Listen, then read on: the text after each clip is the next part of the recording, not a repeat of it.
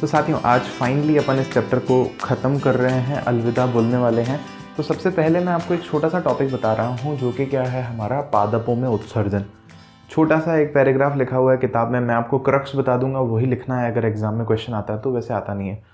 और फिर उसके बाद अपन क्या करेंगे, कुछ एक जो इन टेक्स्ट पार्ट के बीच के अपने प्रश्न हैं वो, और जो हमारी एक्सरसाइज है, अभ्यास प्रश्न जो हैं वो मैं आपसे डिस्कस करने वाला हूँ। क्योंकि ऑलरेडी मुझे ध्यान है कि मैं आपको लगभग इतना अच्छे से पढ़ा चुका हूँ ये चैप्टर की, बहुत अच्छे से आप उन उत्तरों को अपने आप से लिख सकते हो। तो मैं केवल डिस्कस करने वाला हूँ। तो आ जाओ यहाँ से शुरू करते हैं। तो देखो, पादपों में उत्सर्जन या जो एक्सक्रीशन इन प्लांट्स का टॉपिक है, ये वैसे भी इतना कॉम्प्लेक्स नहीं है। क्यों? क्योंकि इनके शरीर में कोई विशिष्ट अंग होता ही नहीं है, कोई स्पेशल अंग हो ना, जैसे अपने शरीर में किडनी है फिल्टर करने के लिए, स्वेट ग्लैंड्स हैं जो पसीने की हमारे क्या हैं, ग्रंथियां हैं शरीर में, ऐसा कुछ नहीं है उनमें। और साथ ही साथ देखा जाए तो उनकी बॉडी में कोई स्पेशल परिसंचरण की भी ज़रूरत नहीं है इसके लिए। जैसे हमारे शरीर में रुधिर लेकर के जा रहा है उसको पूरा किडनी तक, फिर वो घुमा फिरा के फिर वो मूत्र वाहिका से, वाहिनी से जाकर भंडारण में, और फिर वहाँ से बाहर, तो इतना कुछ है ही नहीं वहाँ पे। ना तो कोई विशिष्ट तंत्र है, ना कोई विशिष्ट अंग है इस सबको ले जाने के लिए। तो इसलिए क्या कह रहे हैं, बहुत सरल प्रक्रम है पादपों में ये वाला, और कोई विशिष्ट अंग अनुपस्थित मतलब है ही नहीं वहाँ पे उसमें। और अपशिष्ट पदार्थ कौन से सीधा उनको देख रहे हैं अपन। इसको थोड़ा अच्छे से लिखा है मैंने, वो नोट्स में मिलेगा आपको, वो बहुत साफ सुथरा अच्छे से लिखा हुआ एक पैराग्राफ। अब अपशिष्ट पदार्थ कौन से हैं हमारे पास, यहाँ पर आप ध्यान से देखो तो दो तो हमारे पास में गैसीय अपशिष्ट पदार्थ होते हैं प्लांट्स में, या जिनको हम लोग क्या कहते हैं, वेस्ट प्रोडक्ट्स, अपशिष्ट उत्पाद भी कह सकते हैं इनको, है ना। तो कौन से हैं, ऑक्सीजन और कार्बन डाइऑक्साइड। अब देखो कितनी इंटरेस्टिंग बात है कि दोनों ही जो है उसके लिए वेस्ट है। अगर एक्सेस है तो ज़्यादा है तो, जैसे पौधों में क्या हो रहा है, पेड़ पौधों में प्रकाश संश्लेषण फोटोसिंथेसिस होता है तो ऑक्सीजन बनती है, आपको भी पता है, मेरे को भी पता है, सबको पता है। तो इस ऑक्सीजन को वो क्या करता है, जब उसमें श्वसन होता है तो जितनी काम में आती है उतनी तो काम में ले लेता है, लेकिन जो ज़्यादा है उसको बाहर निकाल देता है, और फिर वो हमारे काम में आती है। तो जो ज़्यादा बाहर निकाल रहा है ना, वो हमारी ज़रूरत है और उसके लिए वेस्ट है या अपशिष्ट है। उसी तरह से कार्बन डाइऑक्साइड किस में बनती है, श्वसन में। तो पादपों में भी श्वसन होता है, मैंने आपको समझाया था। तो श्वसन में CO2 जो बनती है, तो जितनी बनती है उसमें से काफ़ी तो पेड़ पौधे काम में ले लेते हैं अपने, किसमें, प्रकाश संश्लेषण में कार्बन डाइऑक्साइड की ज़रूरत पड़ती है, लेकिन जो ज़्यादा बच जाती है उसको वो बाहर निकाल देते हैं, श्वसन से बनी है और फिर उसको बाहर निकाल देते हैं। तो इन दोनों तरह की जो गैसेस हैं, इनका जो उत्सर्जन है वो कैसे होता है ये भी हमको पता है, रंध्रों के माध्यम से होता है। स्टोमाटा अपन ने पढ़ा था, तो द्वार कोशिकाओं से जो घिरा हुआ होता है, गार्ड सेल्स से, और पत्तियों की सतहों पर होता है, तो उसमें से क्या होता है, विसरण हो जाता है ज़्यादा से कम की तरफ। अगर कार्बन डाइऑक्साइड पत्ती के अंदर ज़्यादा है तो अंदर से बाहर आ जाएगी वायुमंडल में, और अगर कम है तो बाहर से अंदर चली जाएगी। बहुत सिंपल, क्लियर हुआ, ये तो बहुत सरल था। फिर इसके बाद बचता है हमारे पास में एक अपशिष्ट जो कि है अतिरिक्त जल। तो मैं आपको जाइलम जब समझा रहा था तो मैंने ये चीज़ आपको बहुत अच्छे से बताई थी, कैसे कि एक जो बड़ा पेड़ है उसमें 80-90% जो पानी नीचे से खींचता है ज़मीन से, वो किसके कारण से उड़ जाता है, केवल और केवल वाष्पोत्सर्जन के कारण से। तो जो भी अतिरिक्त जल है जो काम का नहीं है, उसने ले तो लिया लेकिन नहीं चाहिए उसको, तो वो सारा किससे निकल जाता है, वाष्पोत्सर्जन से। और ये भी किसके माध्यम से निकलता है, रंध्रों के। तो मेन तो आपको लिखना है रंध्र, लेकिन यहाँ एक बात नोटिस करने वाली है, ये जो चीज़ है ना, ये इससे भी होती है। फलों की सतह या जो तने की जो सतह होती है ना, सरफेस जो है, उस पर भी अगर पानी आ जाता है तो वो भी जो है वाष्पोत्सर्जित हो जाता है, मतलब ट्रांसपीरेशन हो जाता है उसका। समझ में आ रही है? मतलब बस इतना सा ही कह रहे हैं कि रंध्रों से तो हो ही रहा है, पत्तियों पे होंगे रंध्र, और रंध्र भी पत्तियों में भी ज़्यादा कहाँ देखने को मिलते हैं, नीचे की तरफ। और दूसरा कह रहे हैं कि फलों की सतह, फल लगे हुए हैं ना, तो उसकी सतह पर भी पानी आ जाता है पेड़ में से, और फिर वो भी जो है वाष्पोत्सर्जित हो जाता है। तो इतनी सी बात लिख रहे हैं अपन यहाँ पे। और अब जो सबसे इंपॉर्टेंट चीज़ है जो समझनी है अपने को, ये तो पता था मतलब, वो क्या है, कुछ एक कार्बनिक अपशिष्ट भी बनते हैं। कार्बनिक अपशिष्ट का क्या मतलब है, ऑर्गेनिक वेस्ट।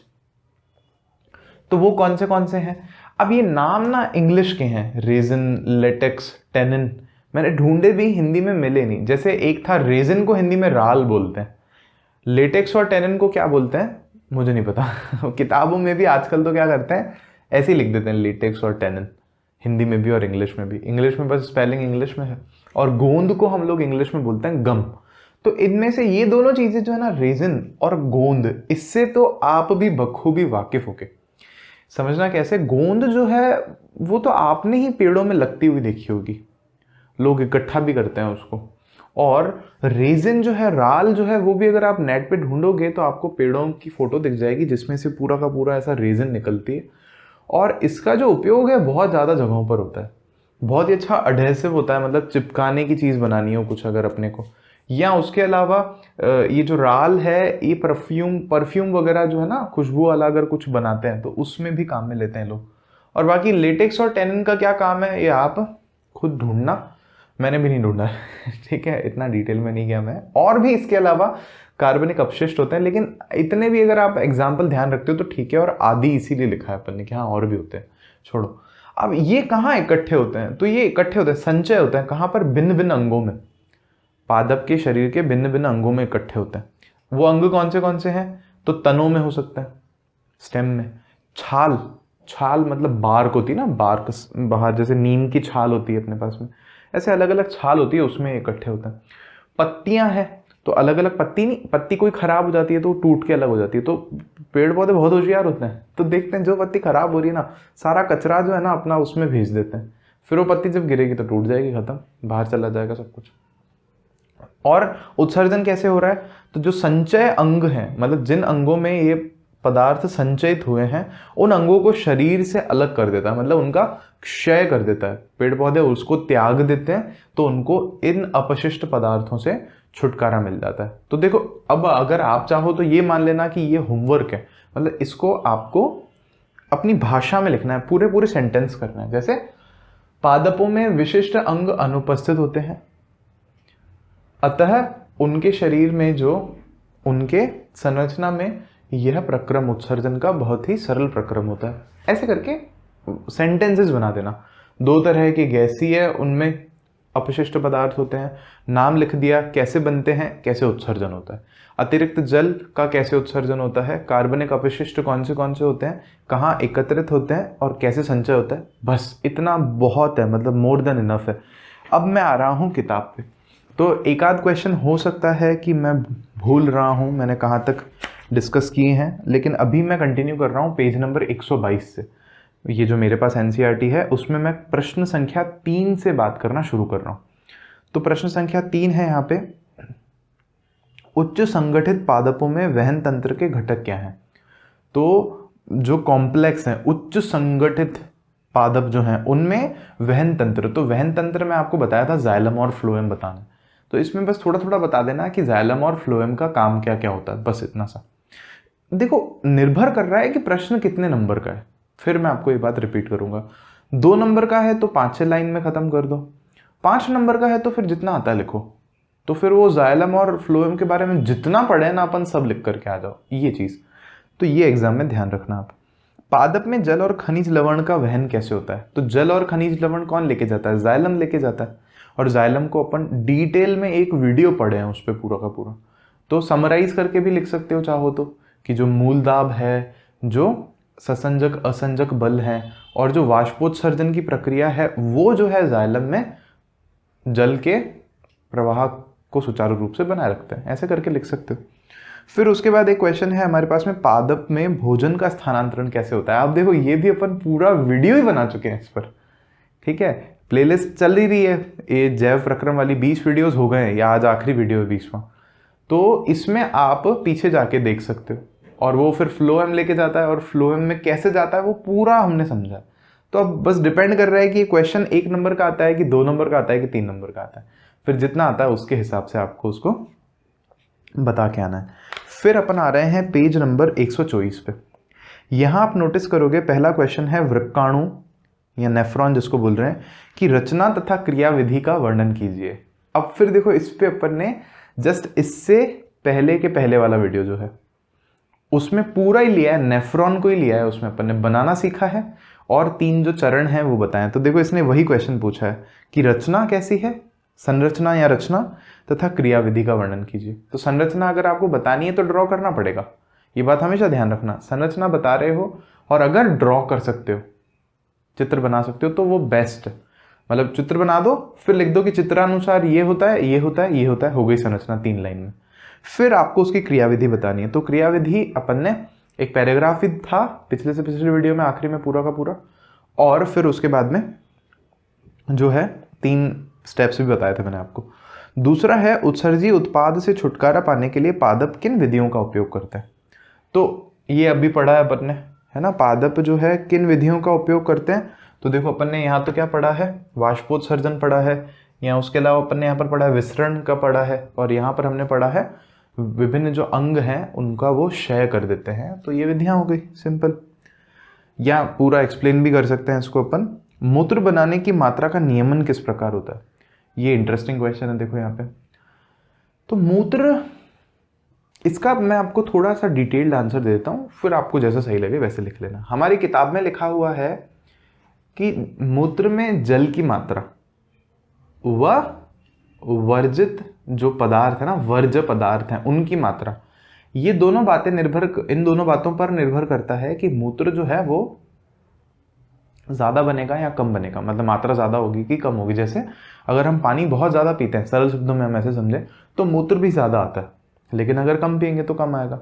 तो ये किताब में एज इट इज़ लिखा हुआ है, 3 लाइन अगर आप ढूंढोगे तो मिल जाएगा, चाहो तो एज इट इज़ लिख सकते हो, अपनी भाषा में लिख सकते हो। लेकिन असल में जो उत्तर है ना, वो उत्तर है, ये बात निर्भर करती है रुधिर की वॉल्यूम पर, या रुधिर के आयतन पर, या रुधिर की मात्रा पर। सरल शब्दों में मैं कहूँ तो आप सोचोगे सर ये कैसे फिर, तो देखो इसका उत्तर ये है, जो हमारा बोमन संपुट है, जो ग्लोमेरुलस है, बोमन संपुट के अंदर जो ग्लोमेरुलस है या जो केशिका गुच्छ है, उसमें जितना ज़्यादा रुधिर जा पाएगा ना, तो उतना ही वहाँ पर दाब ज़्यादा होगा, और उस दाब के कारण जो प्राथमिक निस्यंद है या जो प्राइमरी यूरिन है उसकी मात्रा ज़्यादा हो जाएगी। तो अल्टीमेटली क्या होगा कि जो हमारा मूत्र है उसकी मात्रा ज़्यादा हो जाएगी। लेकिन अगर रुधिर की मात्रा ही कम है शरीर में और पानी भी कम है फलस्वरूप, मतलब मान लो फॉर एग्जाम्पल भाई रुधिर में भी तो पानी है ना, तो अगर रुधिर कम होगा तो एक मतलब ये भी हो सकता है कि पानी कम है। तो अगर रुधिर कम है तो फिर उस केस में क्या होता है कि ADH करके एक हार्मोन होता है, वो रिलीज हो जाता है हमारे वहाँ पे किडनी वगैरह वाली जगह पे, और वो क्या करता है, कोशिश करके धक्का मार के पानी को रुधिर से अलग करता है और वहाँ भेजता है। तो कम आता है पानी जो है मूत्र में, और वो थोड़ा गाढ़ा सा भी होता है, कलर वलर भी चेंज होता है, आप भी इस बात को फील करते हो। लेकिन मैं फिर भी आपको ये कहूँगा कि इतना मत उलझना, जो किताब में लिखा हुआ है 3 लाइन आप देखोगे आपको मिल जाएंगी। क्योंकि मैं एक बात ये भी चाहता हूँ कि आप किताब अच्छे से पढ़ के जाओ। मैंने आपको बहुत अच्छे से पढ़ा है, मुझे उस बात पे कोई शक नहीं है, लेकिन एक बार किताब पढ़ के जाओगे तो आपको समझ आ जाएगा कि एग्जाम में कितना लिखें, क्योंकि एग्जामिनर आखिरकार तो किताब से ही आपको चेक करने वाला है, ठीक है। वो नहीं उसको नहीं मतलब है वो चेक करने वाले को कि कितने होशियार हैं, कौन से विकिपीडिया से और कौन सी ह्यूमन बायोलॉजी की किताबों से लेकर के आ रहे हैं नॉलेज को, ठीक है। अब अपन आ रहे हैं अभ्यास पर।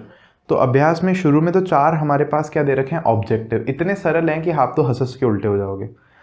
कह रहा है मनुष्य में वृक्क एक तंत्र का भाग है जो कि संबंधित है किससे, 4 ऑप्शन दे रखे हैं, पोषण, श्वसन, उत्सर्जन, परिवहन।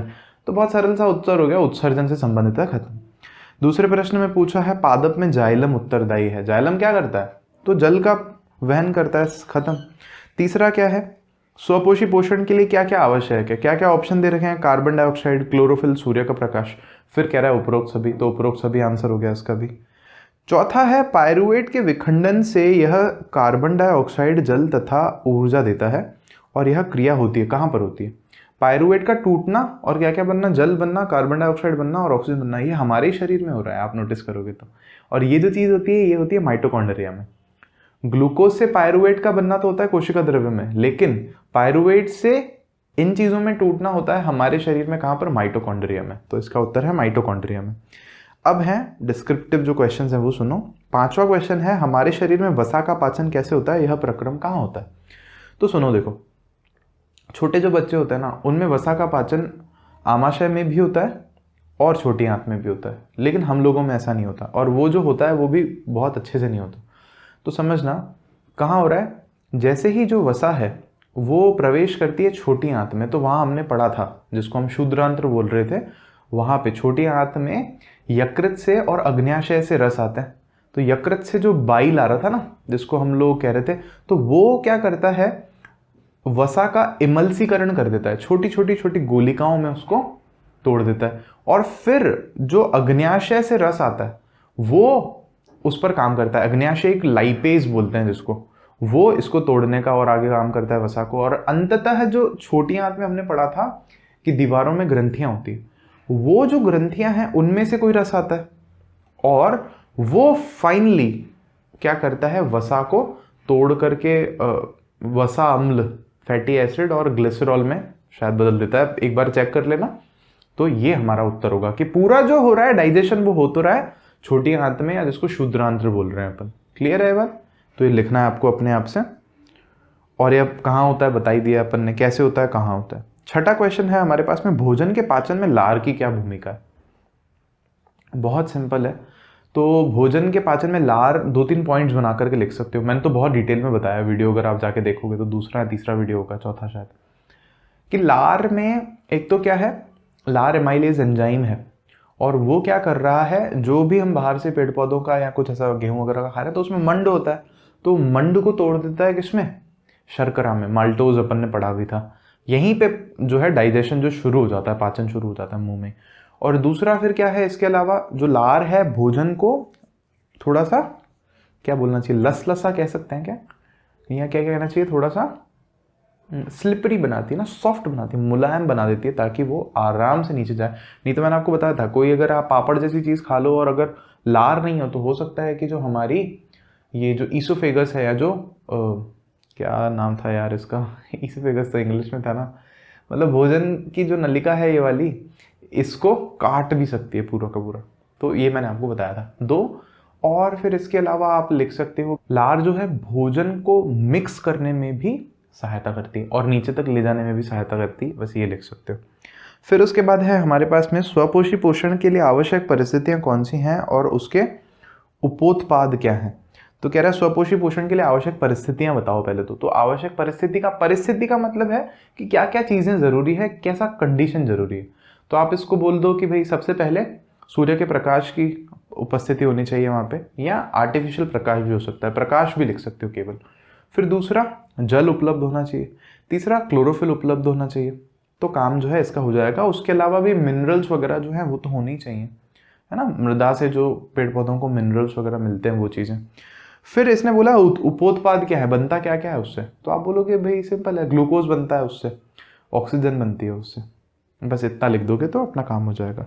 8वें प्रश्न में पूछ रहा है, वायवीय तथा अवायवीय श्वसन में क्या अंतर है, कुछ जीवों के नाम लिखिए जिनमें अवायवीय श्वसन होता है। अंतर देखो आपको बहुत अच्छे से पता होना चाहिए। वायवीय मतलब जिनको ऑक्सीजन की आवश्यकता है श्वसन के लिए, अवायवीय मतलब जिनको ऑक्सीजन की आवश्यकता नहीं है। बहुत सरल है। फिर कह रहे हैं कुछ जीवों के नाम, तो वो जीव कौन से वो ध्यान दो आप यहाँ पे। और वो भी इसने पूछे हैं अवायवीय वाले, क्योंकि वायवीय वाले तो हम भी हैं, पेड़ पौधे भी हैं, गधा घोड़ा भैंस उल्लू ये सब हैं ही। अवायवीय वाले कौन से नाम है, तो इसलिए मैंने आपको स्पेसिफिकली बताया भी थे, अगर आपको याद हो तो। जैसे मैंने आपको बताया, यीस्ट तो दे ही रखा है अपनी किताब में, एक यीस्ट होता है। फिर उसके अलावा हमने एस्केरिस पढ़ा था। एस्केरिस क्या था, वो जो गोल कृमि होता है, कीड़ा है ना, और एस्केरिस था, एक गोल कृमि था और एक शायद वो पेट में कौन सा होता है, वो गोल ही होता है, एक और होता है शायद रेड वर्म भी होता है। तो आप चेक कर लेना, 2-3 नाम लिख दोगे तो बहुत है ना। लाल कृमि भी लिख के चेक करोगे तो मिल जाएगा। फिर उसके बाद है हमारे पास में 9वां क्वेश्चन, गैसों के अधिकतम विनिमय के लिए कूपिकाएं किस प्रकार अभिकल्पित हैं। तो अधिकतम विनिमय के लिए कूपिकाएं किस प्रकार, तो बहुत सारा लेवल कि कूपिकाओं, एक फुफ्फुस में लगभग 300 मिलियन कूपिकाएं होती है, और इतनी सारी कूपिकाएं एक गुब्बारे के जैसा आकार लिए हैं। इनको यदि हम खोल के देखें, इनका सतही क्षेत्रफल अगर हम खोल के देखें तो वो लगभग एक फुफ्फुस का या दोनों का शायद 80 मीटर स्क्वायर के बराबर हो जाता है। तो क्योंकि जो है सतही क्षेत्रफल इनका बहुत बड़ा है, अतः इनसे बहुत ज़्यादा मात्रा में जो गैसेज हैं या जो गैसें हैं उनका आदान प्रदान संभव हो पाता है। तो इस प्रकार से कूपिकाएं अत्यधिक गैसीय आदान प्रदान के लिए अभिकल्पित है। बात खत्म, है ना, एल्वियोलाई। फिर है 11वां प्रश्न, मनुष्य में दोहरा परिसंचरण की व्याख्या कीजिए, यह क्यों आवश्यक है दोहरे परिसंचरण की। तो ये भी मैंने आपको बताया था। दोहरा परिसंचरण क्या होता है कि हमारे शरीर में जो रुधिर है एक चक्र में हृदय से 2 बार होकर के गुजरता है, इसीलिए इसको दोहरा संचरण बोलते हैं। ये बात तो क्लियर कर दो डेफिनेशन। अब ये क्यों आवश्यक है मनुष्यों में, तो ये भी ऐसे समझो कि हम क्या है, बहुत एक जटिल संरचना है हमारे शरीर की।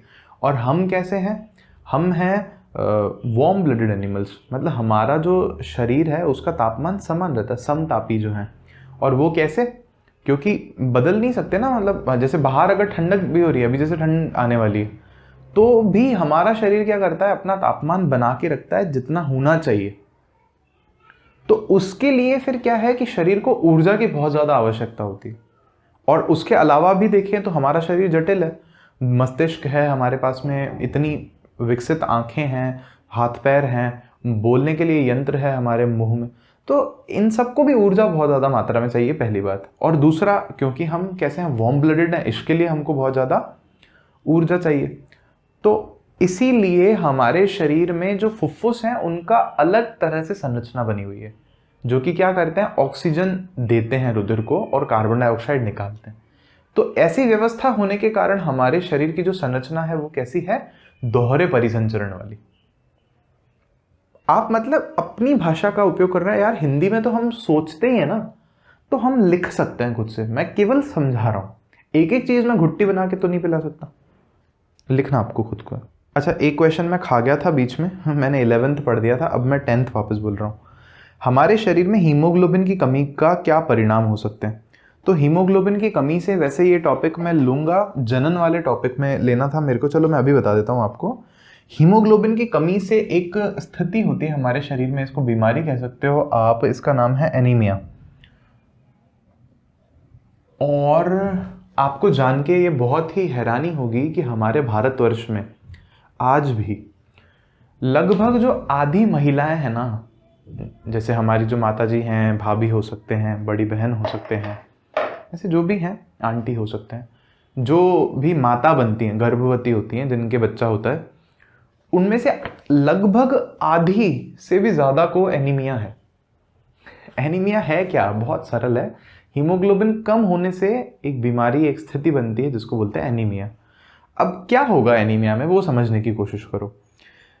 हीमोग्लोबिन नहीं है, तो हीमोग्लोबिन क्या करता है, ऑक्सीजन को लेकर के जाता है रुधिर में। और अगर ऑक्सीजन कम होगी, मतलब हीमोग्लोबिन नहीं होगा तो ऑक्सीजन भी कम होगी, और अगर ऑक्सीजन कम होगी तो श्वसन कम होगा, श्वसन अगर कम होगा तो ऊर्जा कम बनेगी, ऊर्जा कम बनेगी तो शरीर से कोई काम ही नहीं होगा ना मेरे दोस्त। थकान होगी बहुत ज़्यादा, आलस आएगा बहुत ज़्यादा। और ये अगर बहुत कम हो जाए तो और भी समस्या है, मस्तिष्क को ऊर्जा कैसे जाएगी, शरीर के बाकी अंगों को ऊर्जा कैसे जाएगी। समझ रहे हो आप इस बात को।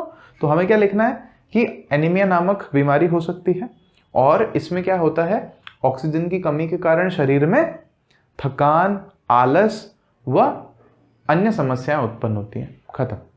ठीक है, सरल है बहुत ज़्यादा।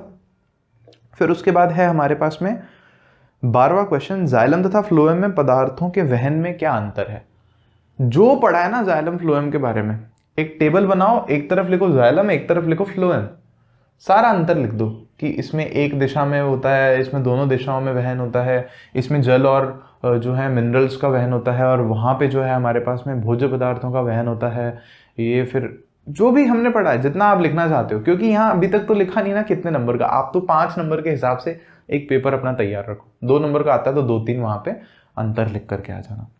फिर है लास्ट हमारे पास में, फुफ्फुस में कूपिकाओं की तथा वृक्क में वृक्काणु की रचना तथा क्रियाविधि की तुलना कीजिए। देखो, रचना और क्रियाविधि 2 चीजें इसने कही हैं। करना कैसे मैं आपको फिर बता देता हूं। तो एक तरफ आप लिखना, ऐसे बनाना एक बॉक्स, एक तरफ लिखना ये हमारा वृक्काणु है, यहां लिख देना वृक्काणु, और यहां पर लिख देना कूपिका। तो पहले संरचना से शुरू कर देना। तो कूपिकाओं का आकार कैसा होता है, गुब्बारों के जैसा या अंगूर के गुच्छों जैसा लिख सकते हो। वृक्काणु जो कैसे होते हैं, ये नलिकाकार होते हैं, नलिकाएं ज्यादा होती है इनमें। फिर कूपिकाओं में आप लिख सकते हो कि ये तो एक ही अपने आप में युक्ति है, और जो वृक्काणु है इसके फिर दो भाग होते हैं, इसी के अंदर हमने देखा था, बोमन संपुट वाला अलग भाग होता है और नलिकाकार भाग अलग होता है, तो दो हो गए फिर इसमें। फिर कूपिका में आप लिख सकते हो ये क्या करती हैं, सतही क्षेत्रफल को बहुत ज़्यादा बढ़ा देती हैं, कितना है 80 मीटर स्क्वायर लिख सकते हो। वृक्काणु क्या करते हैं, ये वाला पॉइंट अगर सेम टू सेम ना भी लिख पाए तो चलेगा, संख्या लिख देना दोनों में। कूपिकाओं की संख्या कितनी होती है, एक उसमें फुफ्फुस में, और एक वृक्काणु मतलब एक वृक्क में वृक्काणुओं की नेफ्रॉन की संख्या कितनी होती है वो लिख देना कि लगभग 1 मिलियन के आसपास। ये रुधिर से क्या लेती हैं, ये रुधिर से क्या लेती हैं, क्या देती हैं, क्या देती हैं वापस से। किन किन प्रक्रियाओं का उपयोग यहाँ पर होता है जो हमने पढ़ी थी, जैसे सेलेक्टिव रीअब्जॉर्प्शन पढ़ा था, चयनित पुनर्अवशोषण, या उसके बाद श्रावण पढ़ा था हमने, सिक्रीशन, तो ये 3 यहाँ लिख देना जो भी हैं। फिर कूपिकाओं में क्या होता है, विसरण से होता है सब कुछ। यहाँ पर क्या होता है, परासरण दाब का भी महत्व होता है। तो ऐसे ऐसे करके थोड़ा थोड़ा थोड़ा लिख दोगे तो अपना काम हो जाएगा। 6 पॉइंट भी अगर आप इसमें लिख देते हो ना तो बस सिंपल, भाई एक तुलना करनी है आपको, बस और कुछ भी नहीं है। तो आई गेस ये हमारा था आखिरी प्रश्न था। तो अब नेक्स्ट चैप्टर में मिलेंगे आपसे फिर नेक्स्ट वीडियो में। चलो, थैंक यू सो मच।